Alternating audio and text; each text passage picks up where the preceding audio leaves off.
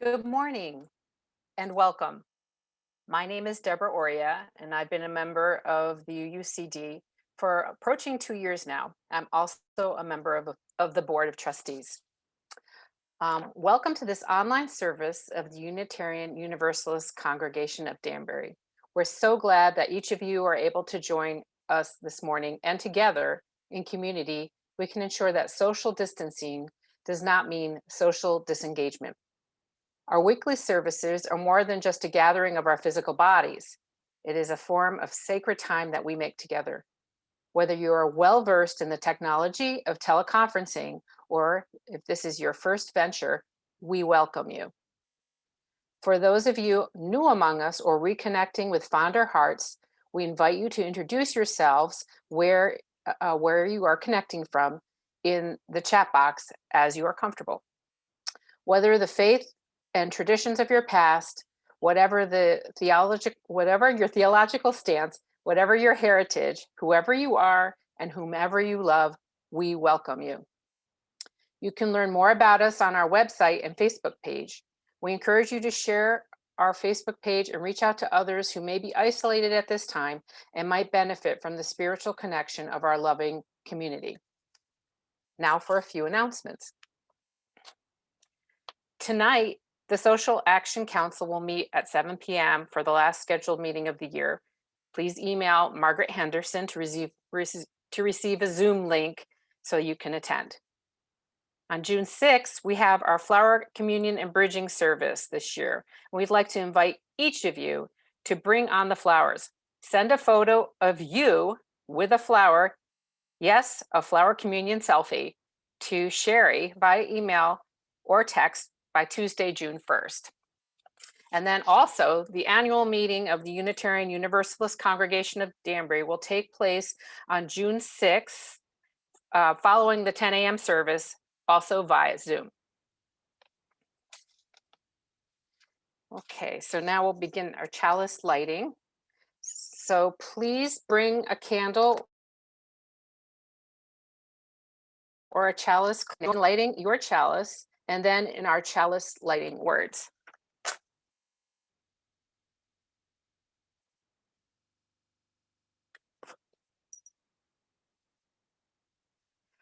Love is the spirit of this congregation, and justice is its light. This is our covenant, to dwell together in peace, to seek and speak the truth in love, to help one another, and to celebrate life.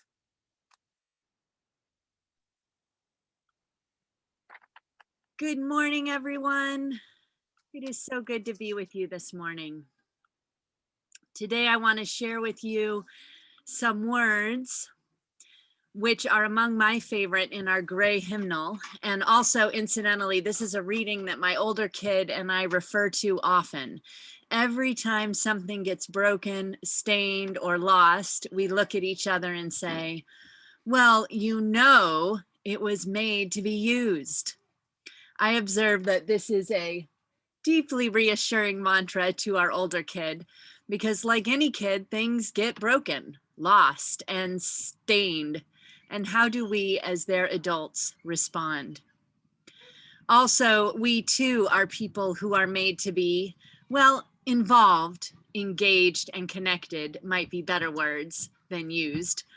We are made to be alive, to be lively, to know and be known by one another, to do something with our lives rather than simply survive if we possibly can. And all of that is a part of this marvelous reading, which perhaps you will recognize. I hope so. To Be of Use by Marge Piercy.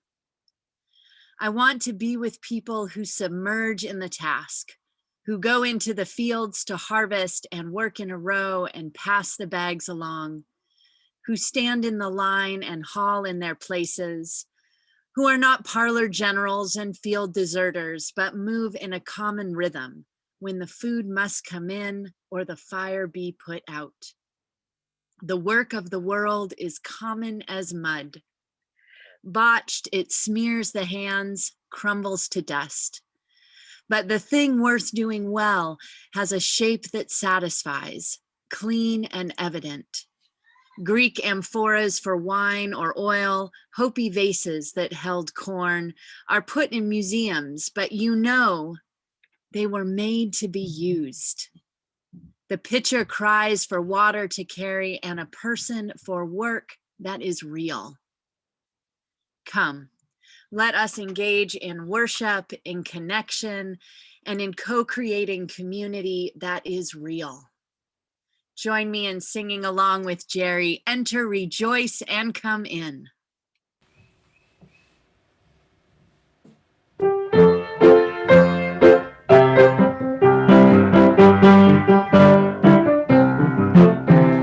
Enter, rejoice, and come in. Enter, rejoice, and come in. Today will be a joyful day. Enter, rejoice, and come in.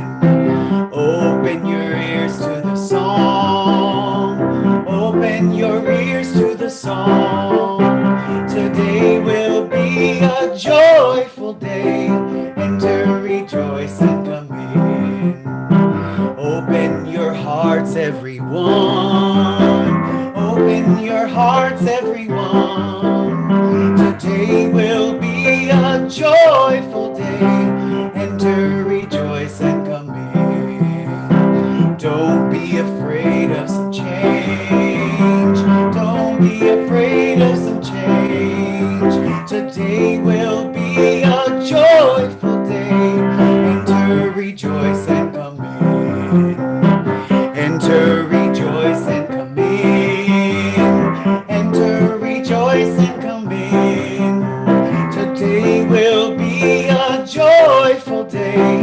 Enter, rejoice, and come in.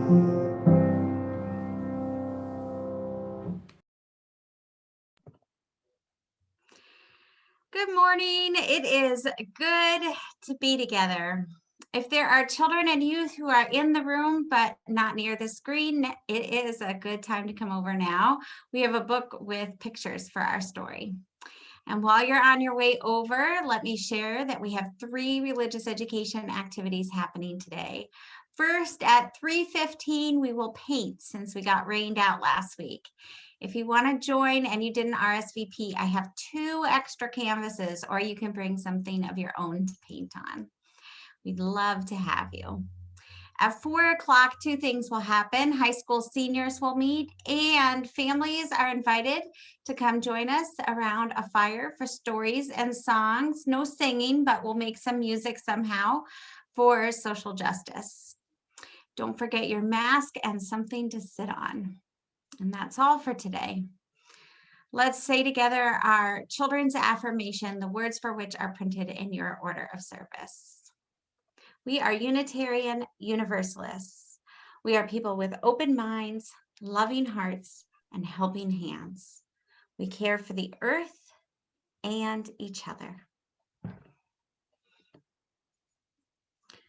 Our story this morning is called The Invisible String. It was written by Patrice Karst and illustrated by Joanne Louverioff. I think I have said that close enough. Liza and Jeremy, the twins, were asleep one calm and quiet night. Suddenly it began to rain very hard. Thunder rumbled until it got so loud that it woke them up. "Mommy, Mommy," they cried out as they ran to her. "Don't worry, you two. It's just a storm making all that noise. Go back to bed." "We want to stay close to you," said Jeremy. "We're scared." Mom said, "You know we're always together, no matter what." "But how can we be together when you're out here and we're in bed?" said Liza. Mom held something right in front of them and said, "This is how." Rubbing their sleepy eyes, the twins came closer to see what Mom was holding. "I was about your age when my mommy first told me about the invisible string." "I don't see a string," said Jeremy. "You don't need to see the invisible string. People who love each other are always connected by a very special string made of love." "But if you can't see it," asked Liza, "how do you know it's there?" "Even though you can't see it with your eyes, you can feel it with your heart and know that you are always connected to everyone you love. While you're at school and you miss me, your love travels all the way along the string until I feel it tug on my heart. And when you tug it right back, we feel it in our hearts," said Jeremy. "Does Jasper the cat have an invisible string?" Liza asked. "She sure does," said Mom. "And best friends like me and Lucy?" asked Liza. "Best friends too." "How far can the string reach?" "Anywhere and everywhere," Mom said. "Would it reach me even if I were a submarine captain deep in the ocean?" asked Jeremy. "Yes," Mom said, "even there." "Or a mountain climber?" "Even there." "A dancer in France?" "Even there." "How about an astronaut out in space?" "Yes, even there." I wonder how many hearts you've noticed so far in these drawings. Then Jeremy quietly asked, "Can my string reach all the way to Uncle Ben in heaven?" "Yes, even there." "Does the string go away when you're mad at us?" "Never," said Mom. "Love is stronger than anger, and as long as love is in your heart, the string will always be there. Even when you get older and can't agree about things like what movie to see or what game to play in the back seat or what time to go to bed." "Well, that's right. You two should be in bed." And they all laughed as Mom chased the twins back to their beds. Within a few minutes, they were asleep, even though the storm was still making the same loud noises outside. As they slept, they started dreaming of all the invisible strings they have, and all the strings their friends have, and their friends have, and their friends have, until everyone in the world was connected by invisible strings. And from deep inside, they could now clearly see no one is ever alone. Let's take a moment to settle into our connectedness, to tap into our awareness that we have been loved, each of us, and that we have loved. Perhaps these strings of connection are unbreakable, not just across distance, but across time and generations that dreamed of but never knew us. So let's root ourselves in this connectedness, this understanding that none of us is alone. It's time for the sharing we do each week in this beloved community, the sharing of our stories, milestones, and life changes. Please write in the chat those personal milestones that are lifting up your heart or weighing it down today. And please do reach out to one another and offer your support and affirmation, whether by chatting privately or to everyone. In these so much online times, it takes a little more effort to truly understand what's going on behind and beyond each other's screens. So please do let one another know how you are doing on this day.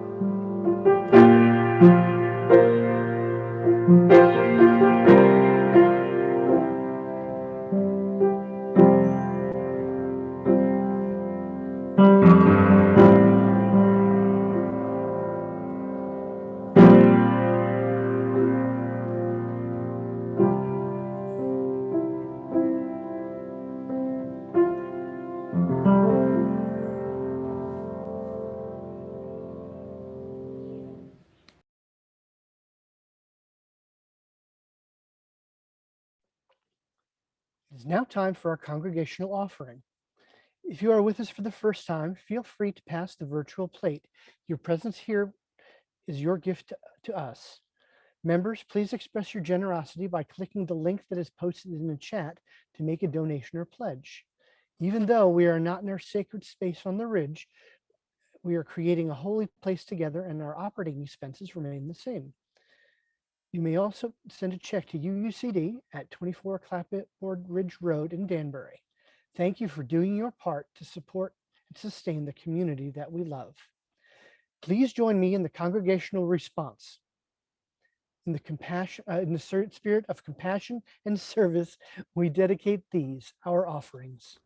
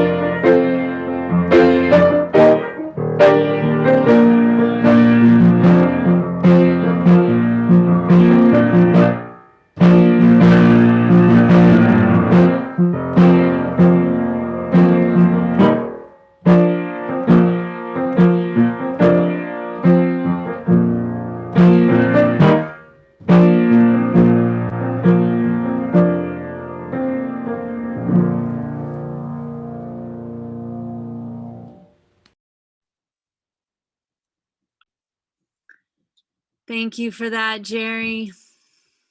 It got a bit hot outside this week, and I am really not a hot weather person. Also, my family and I are all about trying to enjoy our lives the way they are these days before things change quite a bit for us in a few months. So it was that I set out to pick up our 4-year-old from her nursery school, determined to walk because we can. It's only 5 or so blocks from our home. But I neglected to put on sunscreen, and I didn't quite anticipate that the kid wouldn't want to get in the stroller, but would want to sashay down the street slowly, lingering in the hot sun. Then when we got home, and maybe I was a little hot and slightly impatient, the kid went to the fridge and took out an entire stick of cold butter, asked for the loaf of sandwich bread that was in the freezer, and proceeded to try to spread an entire stick of butter onto her own small piece of frozen sandwich bread. When I tried to help her with this snack procuring activity, she screamed, "You are ruining my day. I want to do it myself." Oh man, parenting is a spiritual discipline for reals.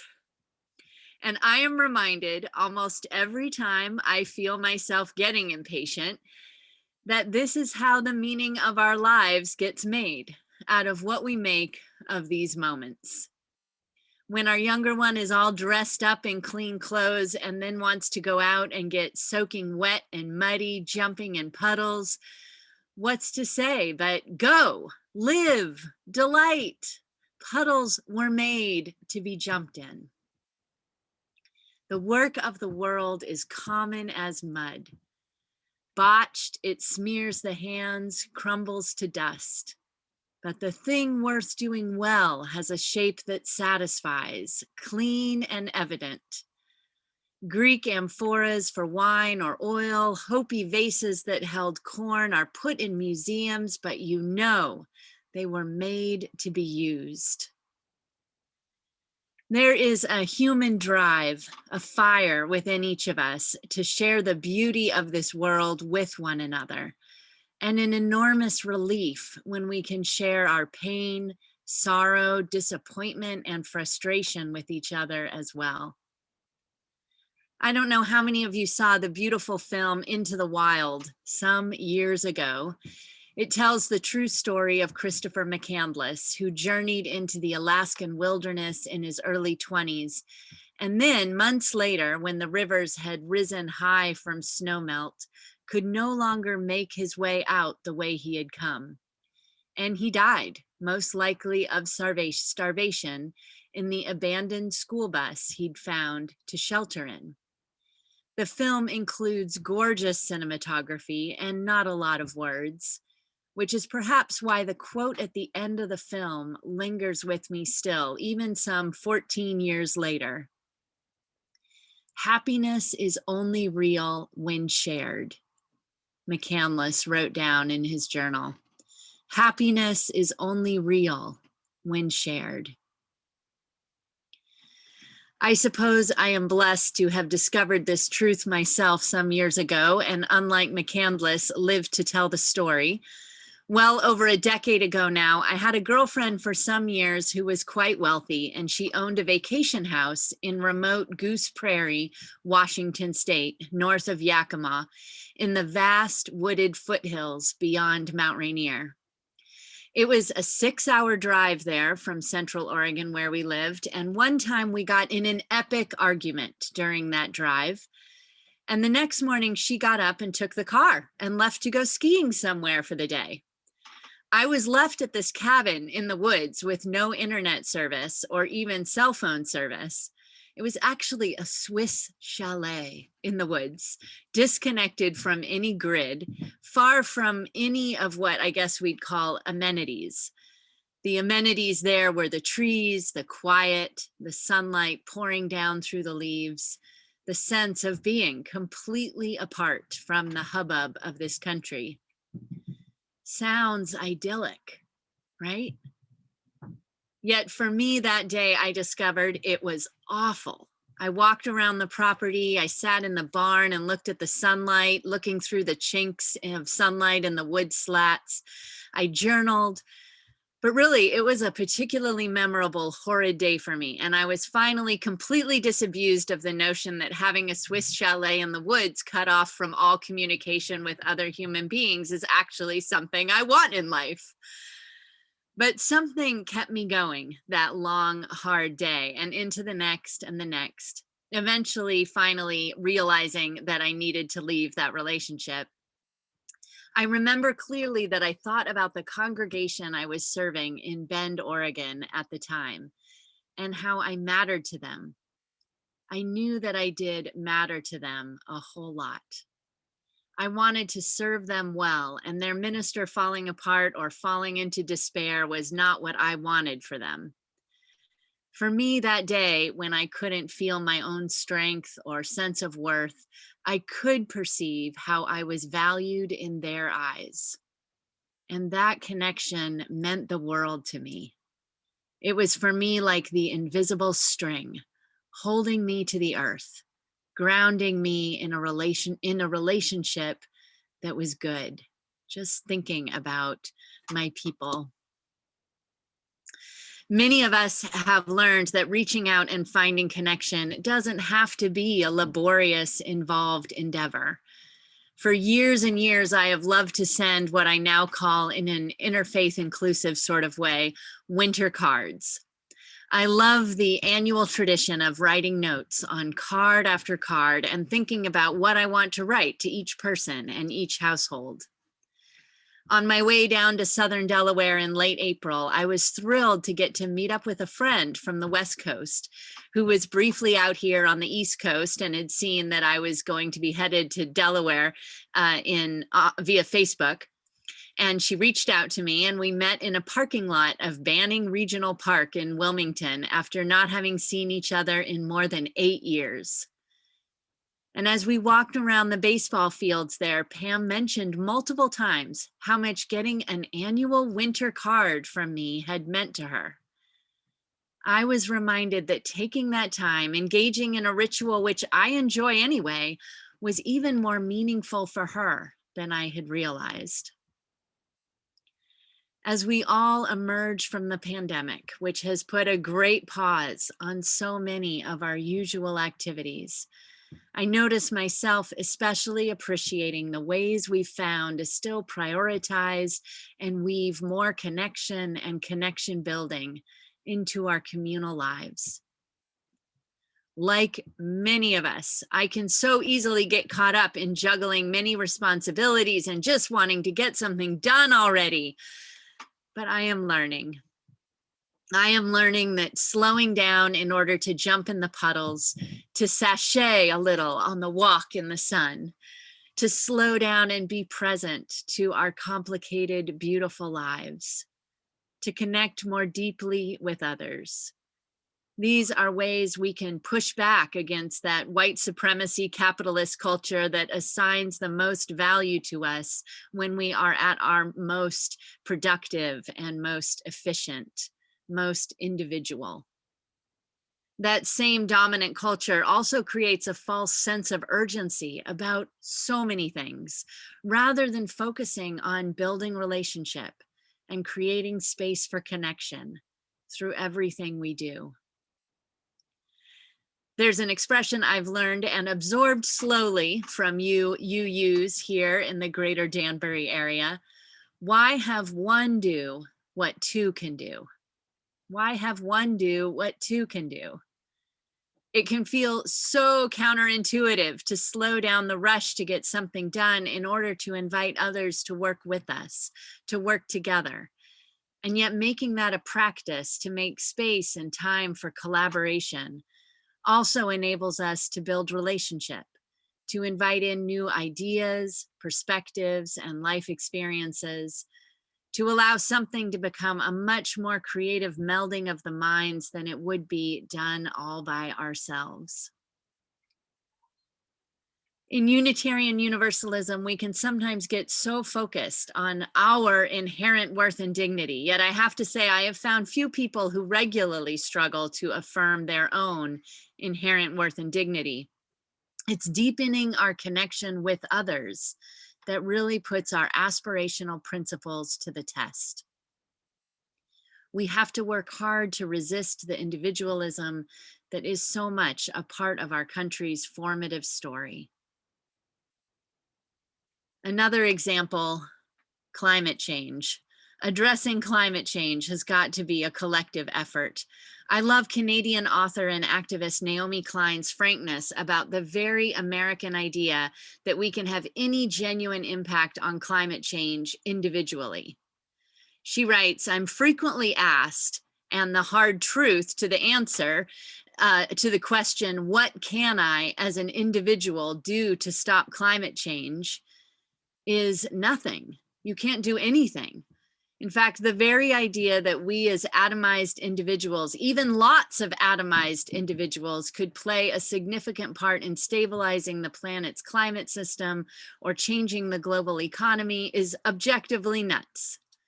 We can only meet this tremendous challenge together as part of a massive and organized global movement." Wonderfully, though, that also means that none of us are alone in our efforts. Yes, Naomi Klein continues, we need to grow faster and do more, but the weight of the world is not on any one person's shoulders, not yours, not mine. It rests in the strength of the project of transformation that millions are already a part of. It's not that we each shouldn't do what we can to address climate change. It's that only when everything we do to address climate change is in tandem with millions of others does it truly have impact. And it's also the case that our somewhat obsessive American focus on what can I do, what can I buy to fix this, can distract us from the strategic collective community building that will actually make the real difference in the long run. Even when working together can be tiring and messy.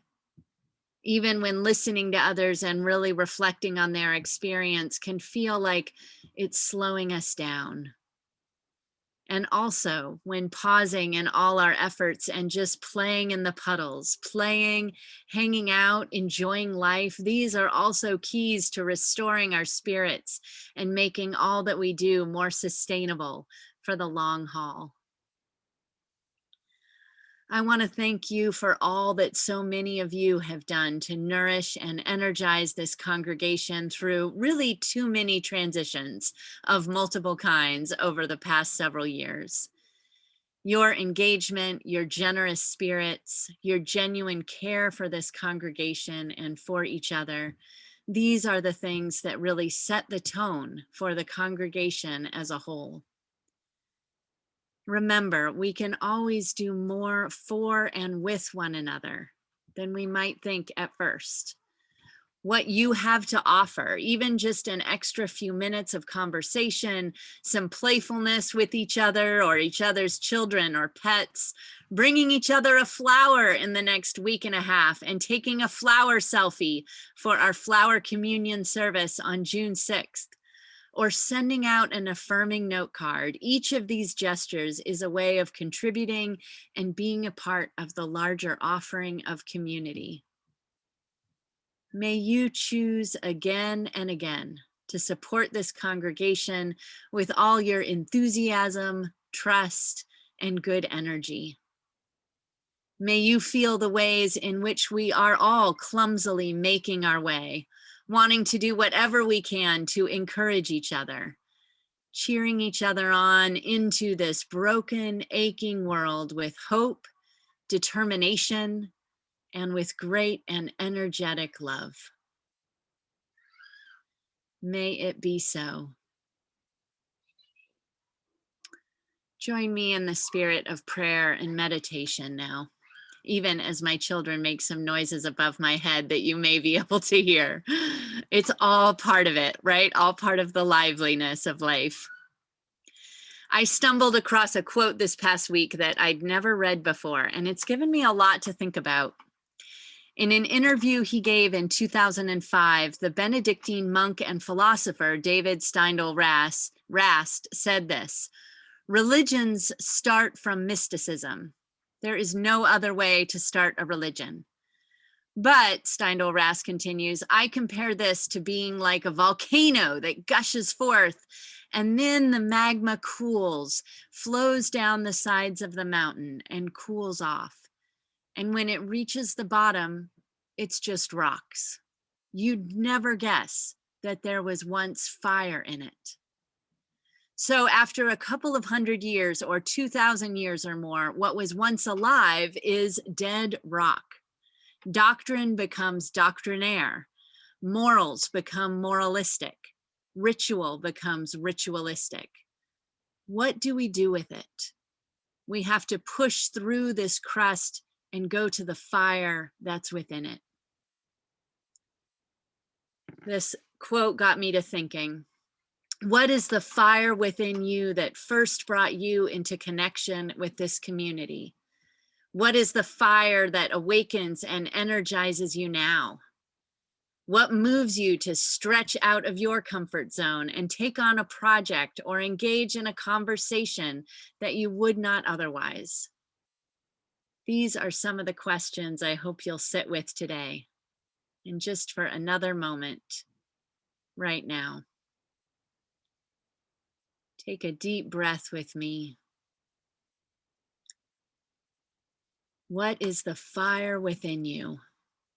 What moves you to connect with others and make something more happen? Make something more come alive.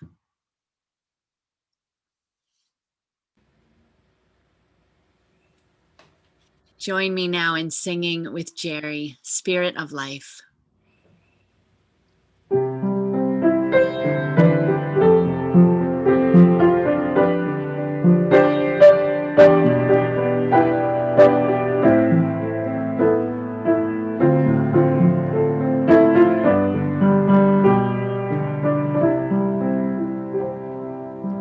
Spirit of life, come unto me. Sing in my heart all the stirrings of compassion. Blow in the wind, rise in the sea. Move in the hand, giving life the shape of justice. Roots hold me close, wings set me free. Spirit of life, come to me, come to me.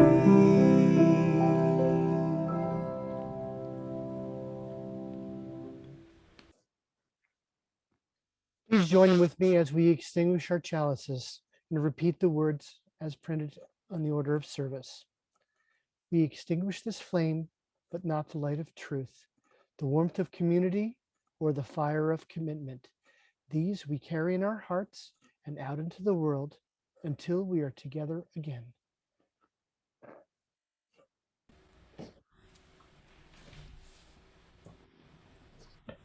Please join us now with the hymn called I Know I Can.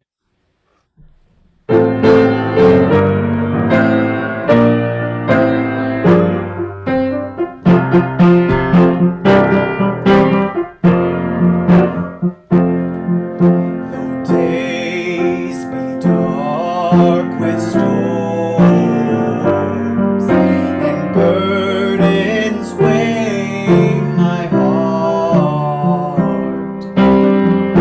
though troubles wait at every turn, I know I can go on. Though sorrow heals my soul and burdens make me strong, though troubles wait at every turn, I know I can go on. My sister in my heart, my brother in my song. Though troubles wait at every turn, I know I can go on. And though the journey is long, the destination is near. Though troubles wait at every turn, I know I can go on. So brothers, take my hand, and sisters, sing my song. When hope awaits at every turn,